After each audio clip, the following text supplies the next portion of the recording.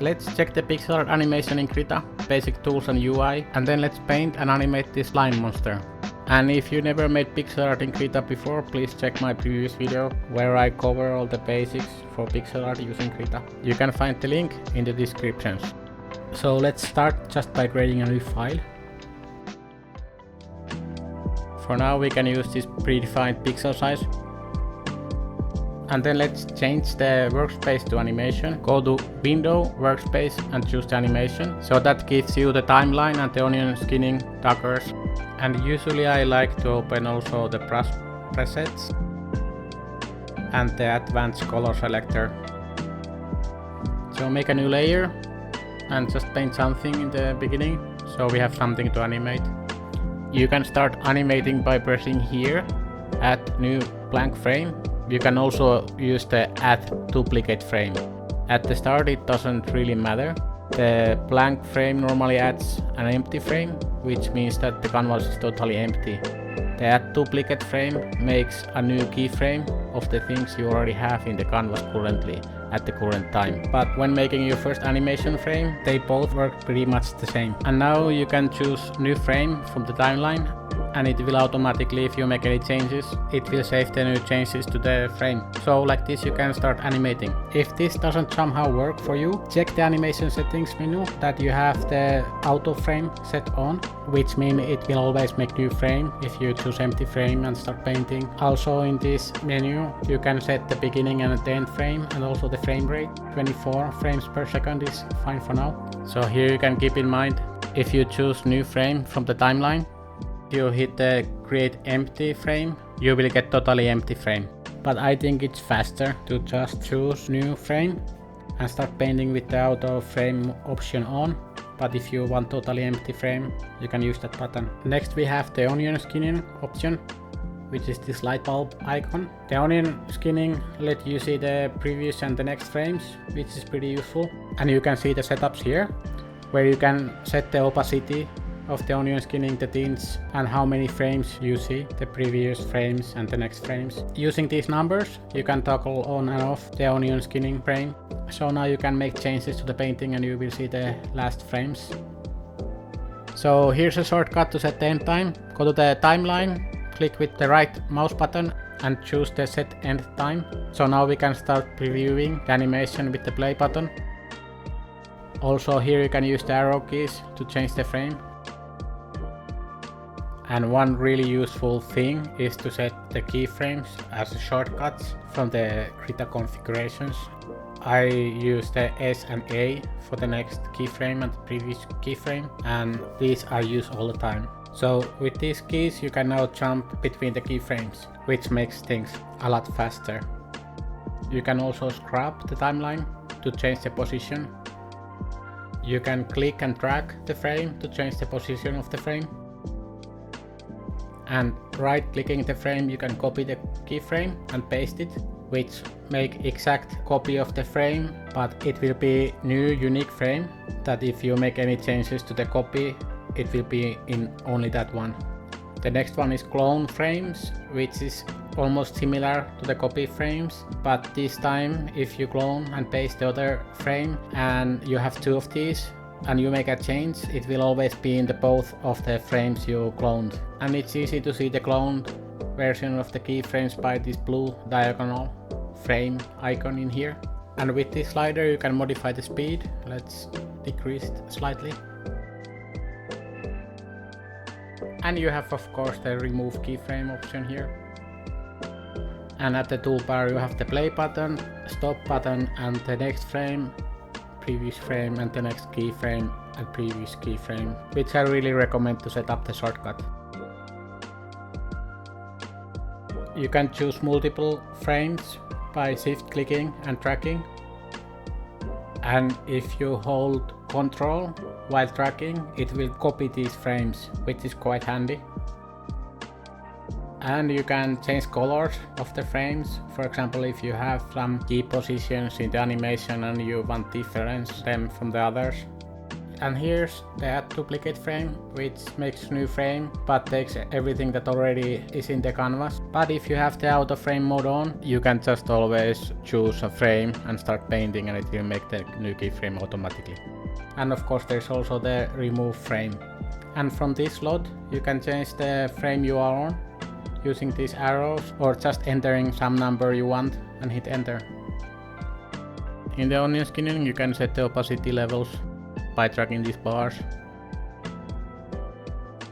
And these numbers works as buttons to toggle on and off the onion skinning layer. And then there's the tint of the onion skinning layers, and you can also change the previous and the next frame colors if you want to.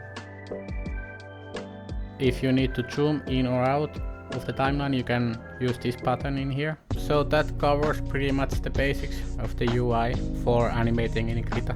So let's start to animate the slime monster, so you can have a little bit example how I use the tools and the way I paint and animate in Krita. So this slime monster, the dimensions were 38 pixels width and the height of 36 pixels.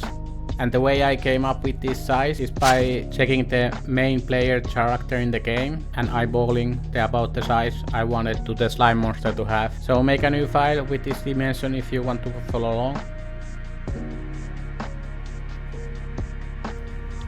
So at the beginning, make a new layer.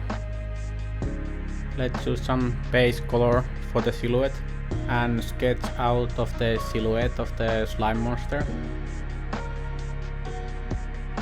adding some details and the eyes. In the beginning we can be pretty rough with everything and clean out the lines later, just trying to find out how the monster would look, and here I'm cleaning the lines. I'm using the 1 pixel brush to paint and erase with the eraser mode. Then let's add some mouth. I really wanted to have this like cartoony style monster, so open mouth with some teeth. In here I try to make the monster to have like sharp mouth, like with the teeth, so it would be like scary or aggressive. The main thing here is just to try to add some form, the silhouette, cleaning the lines, and zooming out helps to see the monster in full view. So if you need to add some more details or change how it looks, zooming out helps to see some mistakes.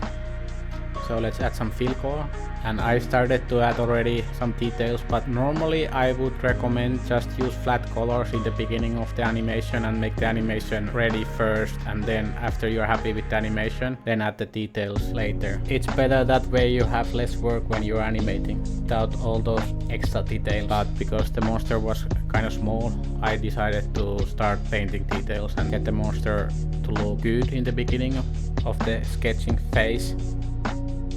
So here I sped up the video, just adding some shadows and highlights and making more details.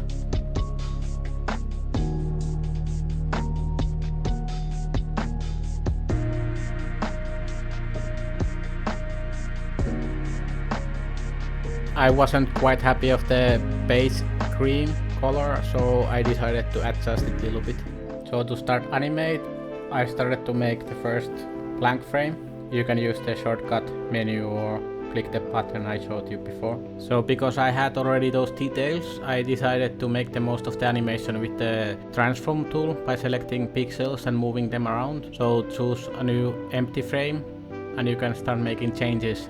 The idea was to make rough animation, and then after I'm happy with the full animation, start adding or filling the gaps that the animation has. So this animation was about idle or jump animation at the same time. So the slime was about to move up and down slightly. And I really like to use the keyframe shortcut that we set in the beginning to see how the animation looks so far. So now we can start painting a little bit the motion in the eyes, like scaling or stretching when the jump is going to happen. So good way is to select the pixels and move them down, for example, and then you can fill the empty gaps with some details. And then going back and forth to see the change in the timeline. make the same progress with the mouth. I'm mostly using the selection tool and transform tool and then painting with the pixel brush, filling the gaps and some changes on the silhouette. And I started to make these changes to the details too, changing the pixels and thinking where the pixel should move. If the monster is jumping up, what direction would this part or detail go in this frame? It's just a lot of tweaking and checking how the animation works so far.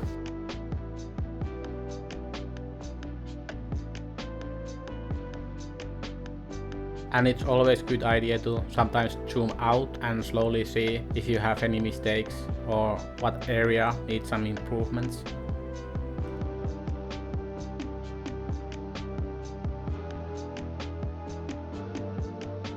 So here I started to make the slime slightly slimmer, which would be one of the animation principles called squash and stretch. So the slime gets more slim when it's in the air and then more chubby when it hits the floor. So it would be like soft ball or something like that.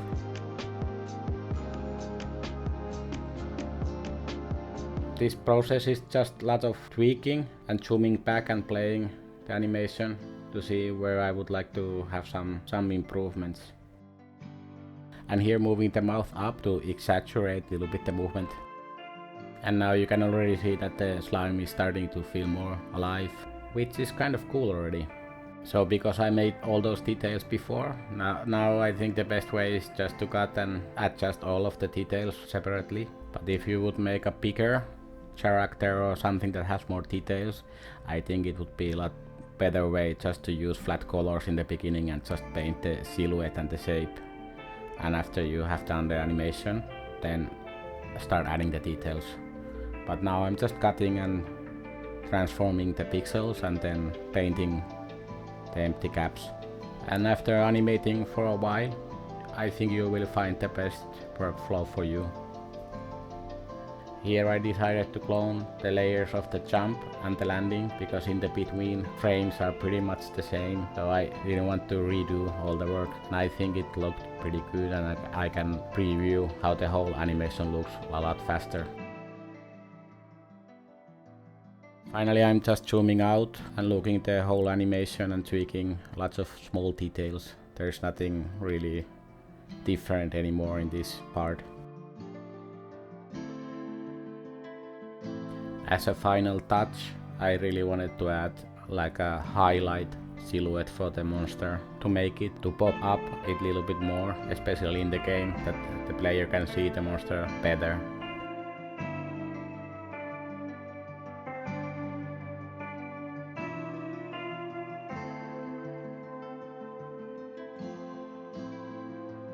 And here it of course didn't fit to the canvas, so I had to rescale.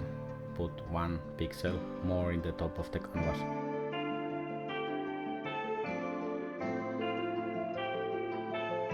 And the background color came from the default settings, so I had to repaint it to the gray color I had in the background layer.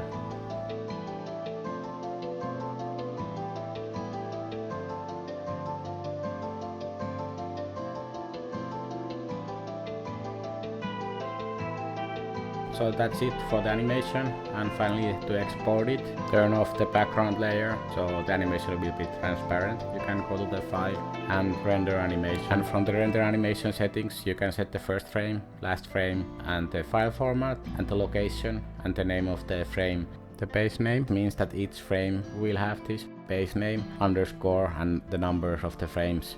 For pixel art, PNG is really great format, you can choose that, and if you choose only unique frames, it will only render the keyframes and ignore, for example, the empty ones and the cloned keyframes. And also you have the option to export as video if you liked, but we will choose export as image sequence. So choose the folder you want, I choose my game project directly. And then choose the base frame name and hit export.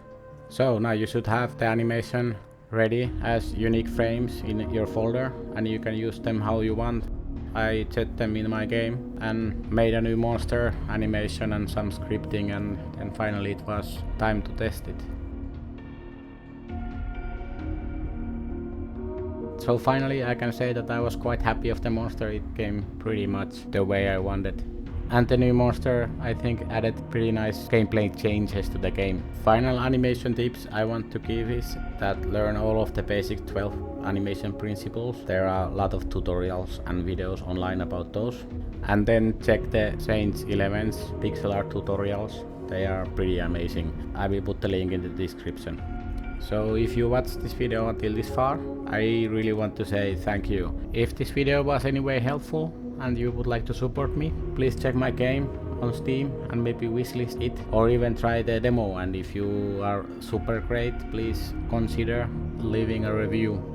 That would help me a lot, and I really read all of the reviews. The feedback always helps a lot in the development. But anyway, meantime, happy animating!